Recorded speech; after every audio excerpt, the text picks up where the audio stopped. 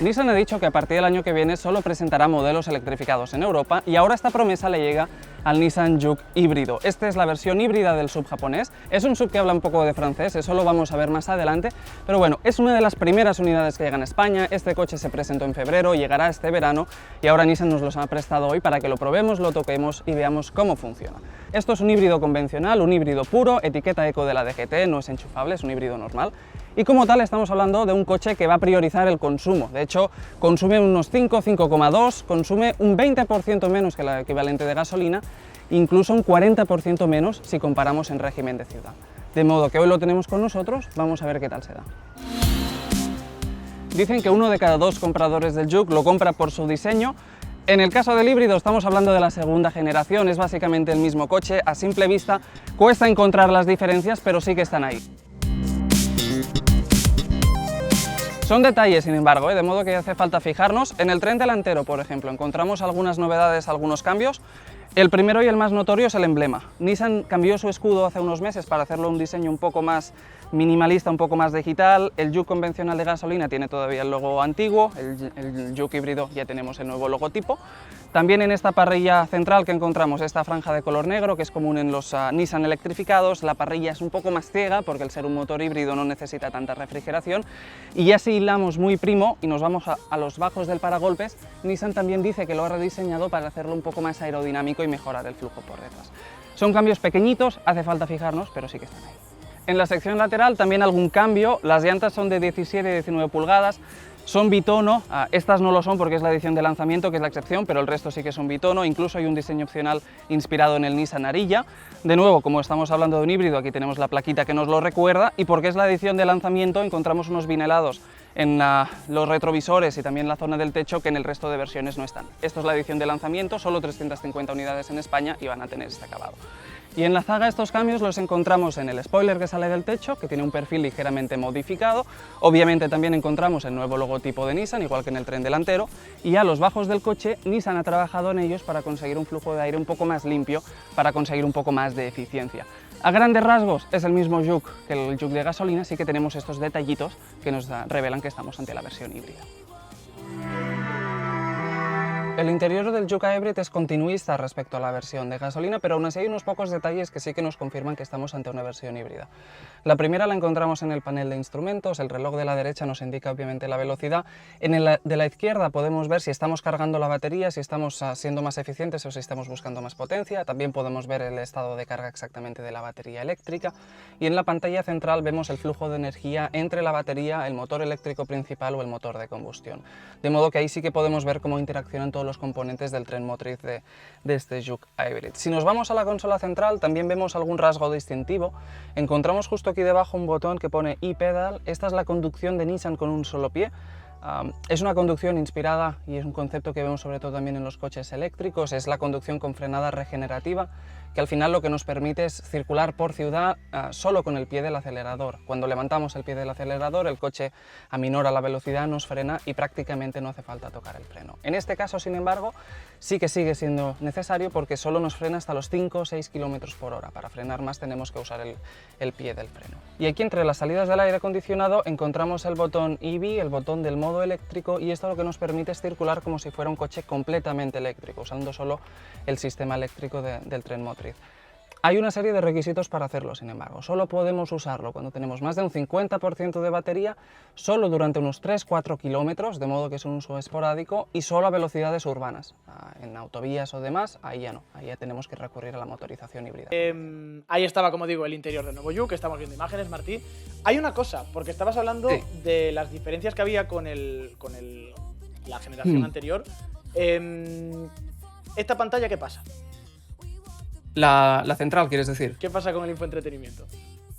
Pues en principio es continuista, realmente. O sea, el infoentretenimiento son 8 pulgadas, que es la opción grande. En el Juke normal había una versión de acceso un poco distinta, aquí ya se decanta por la de 8.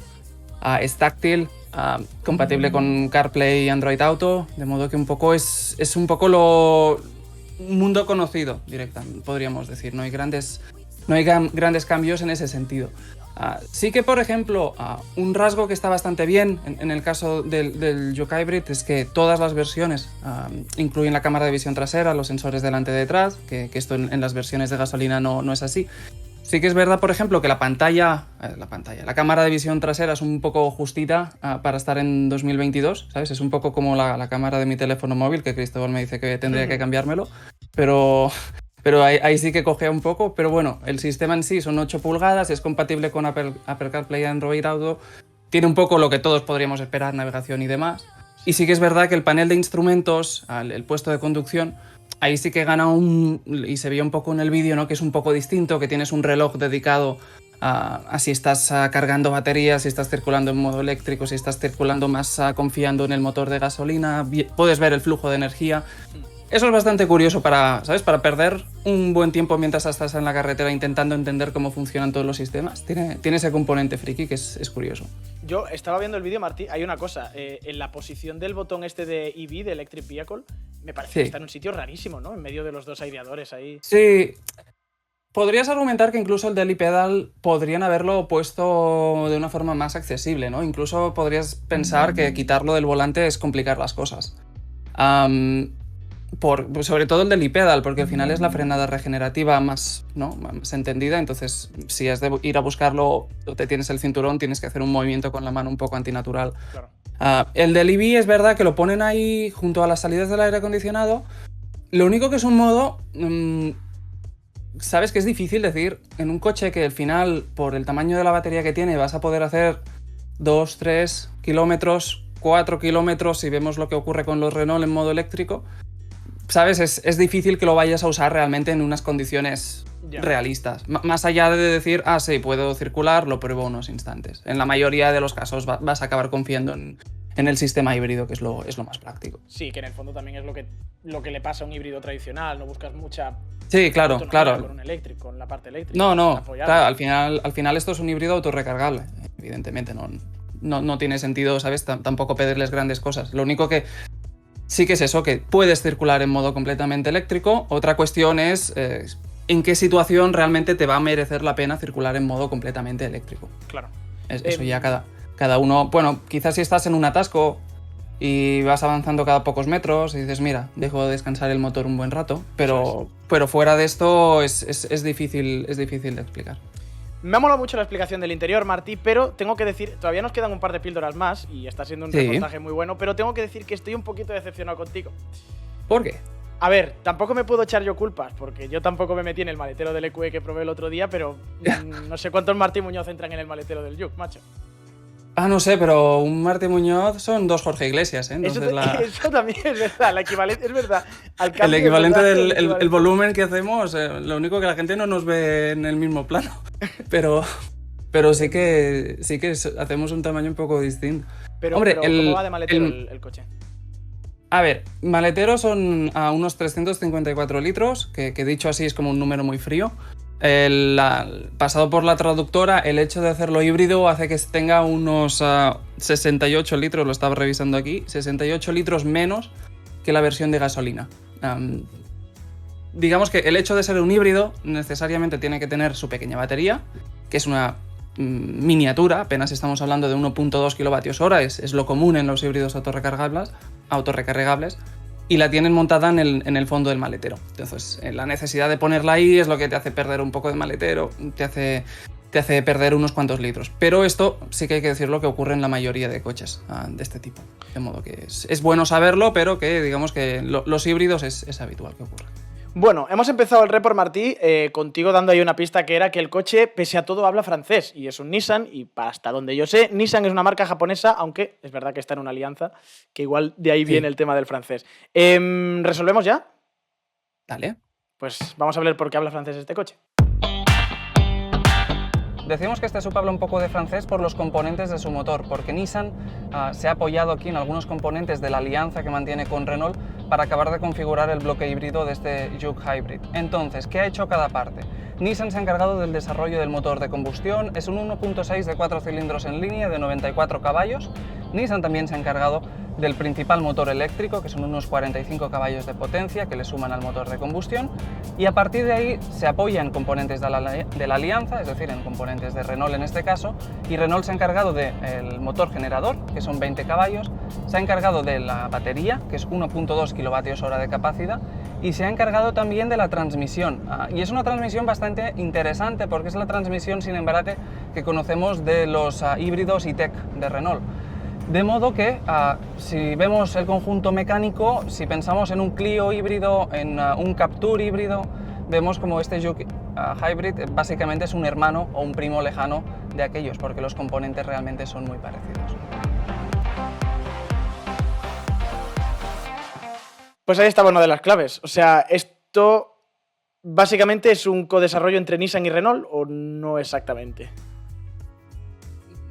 Entre comillas, podríamos decir. Al final, sabemos que el Nissan Juke y el Renault Captur, por ejemplo, los dos coches, parten de la misma plataforma, pese a ser de marcas distintas. Sabemos que Nissan y Renault están dentro de la misma alianza, que ahí también está Mitsubishi, y básicamente, por decirlo de manera resumida, son tres marcas que se alían y desarrollan de forma conjunta varios componentes, comparten tecnología y esto es común, ocurre en todas las familias. El grupo Volkswagen no deja de ser otra interpretación de lo mismo, podríamos decir.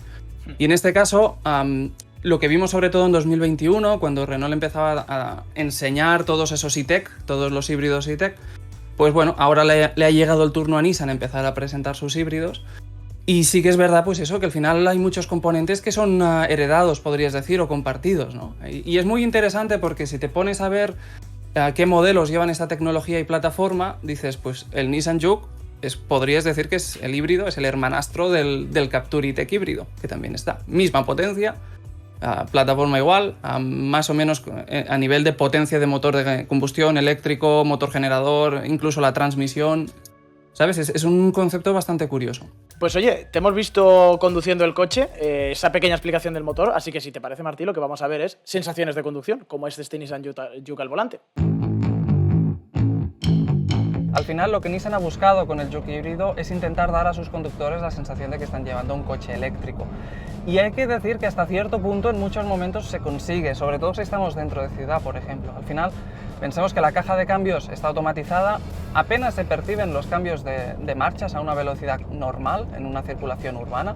Es todo muy lineal, la aceleración es muy progresiva y sí que realmente nos recuerda a la que podemos encontrar en un coche eléctrico. Arrancamos solo en modo eléctrico, por ejemplo, eso también es verdad.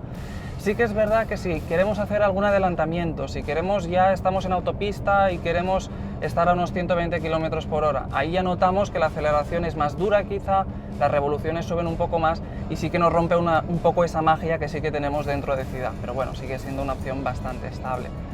Y también esa sensación de coche eléctrico se consigue con el e-pedal, básicamente es la capacidad de conducir solo con el pedal del acelerador gracias a la frenada regenerativa.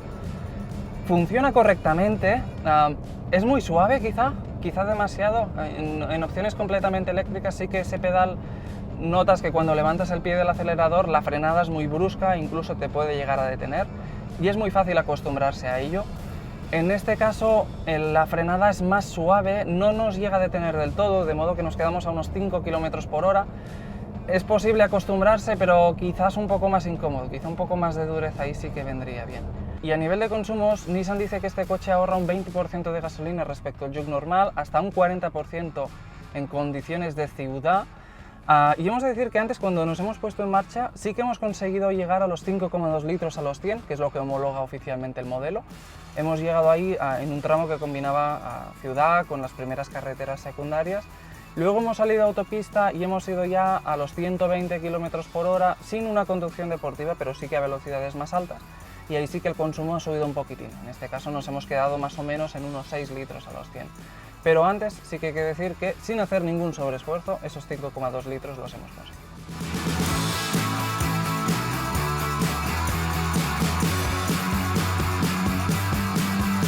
Pero a nivel de comportamiento a mí me gustó, me pareció divertido el tacto del freno, por ejemplo, que en el caso de los híbridos es verdad que es un componente que suele dar raro, algún que otro problema a veces.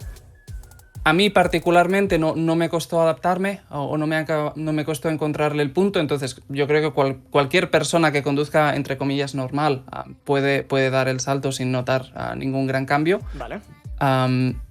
Lo único que, bueno, también a la que lo fuerzas un poquito más, pues ahí también le puedes ver las costuras a algunas cosas. Inercias, ¿no? Un poquito los pesos, la carrocería, el balanceo. Sí, bueno, a mí no tanto eso, sino te diría que incluso quizá más la transmisión. O sea, a mí la transmisión me gustaba mucho. En una conducción relajada me gusta mucho cómo se comporta, pero sí que es verdad que si eres más de pisar a fondo, quieres hacer un adelantamiento, quieres incorporarte a una vía rápida o simplemente estás en una subida y quieres, ¿sabes?, darle más gas para que el coche mantenga la velocidad. Ahí sí que tuvimos un par de momentos en los que notas que el coche está pensando, ¿no? Sí. Y que está buscando qué marcha es. Incluso hubo un momento que nos hizo un ruido raro que dijimos, ¿sabes? Si es mío me preocuparía, pero bueno, fue una anécdota. Y eso solo ocurre realmente cuando le estás exigiendo más potencia al motor. Y al final es eso, simplemente saber pues que a bajas velocidades o velocidades urbanas, hasta 60, 70 con aceleración normal, es muy lineal, eso lo firmo y te lo puedes creer. Por encima de ahí, pues ya le ves que al final, hombre, sigue siendo un motor de combustión. Al final solo tiene 4 marchas de combustión, la caja de cambios. Sí. Y sí que hay algún momento en el que notas pues, que las revoluciones te suben y la insonorización de la cabina tampoco es perfecta cuando te suben tanto. O que le cuesta a veces en algún momento puntual acabar de encontrar cuál es la relación más correcta. Bueno, pues tenemos una de radiografía muy buena del Nissan Juke 2022 y ahora ya lo que nos queda, Martí, es precios y cuándo se va a poder comprar este coche. Sí, este coche en principio se presentó en febrero y llega a España entre finales de agosto y principios de septiembre. Vale. Lo que permita la famosa crisis de semiconductores que todos sabemos que se está arrastrando. Y entonces, el precio con descuentos no lo han dicho, pero han dicho que el precio PVP son unos 31.350 euros. Vale. Antes de descuentos. Ellos dicen que va a costar unos 3.200 euros más que la versión automática del gasolina, para hacer el equivalente. Entonces, ves los descuentos que tiene Nissan en marcha en el Juke normal y ves el precio y podrías pensar que sería razonable que se va a vender por unos 27, 28.000 euros. Vale. Con descuento. Esta cifra es una aproximación, pero sería lógico que se situara por ahí. Y si ya nos vamos a los rivales, hombre, el más claro es el Captur. El Captur E-Tech, básicamente porque misma plataforma, mismo motor. O sea, estás hablando de 2 propuestas sobre la misma base, entonces si te interesa la alianza, tienes esos dos modelos para compararlos y ver cuál te convence más. Es verdad que el Juke tiene un poco más de equipamiento, por ejemplo, el Captur más básico no es más barato, no llega a 26.000, pero no tiene sensores de aparcamiento en el tren delantero, el Juke sí, pero bueno, es una cuestión más de detalles. Y ya si te vas a otras marcas, en este mismo rango de potencia y precio, pero siendo siempre un poco más barato, tienes el Hyundai Kona, el Kia Niro o el Toyota Yaris Cross. Lo único que el Yaris Cross es bastante menos potente, tiene unos 30 caballos menos. Entonces, el Juke a priori se posiciona como el más premium, entre comillas, de los 3 por precio. Y ahí hay que ver la lista de equipamiento y que cada uno pues compare qué es lo que necesita y qué es lo que prefiere. Pues ahí estaba, el Nissan Juke 2022, el Nissan Juke Hybrid. Mil gracias, Martí, por el report.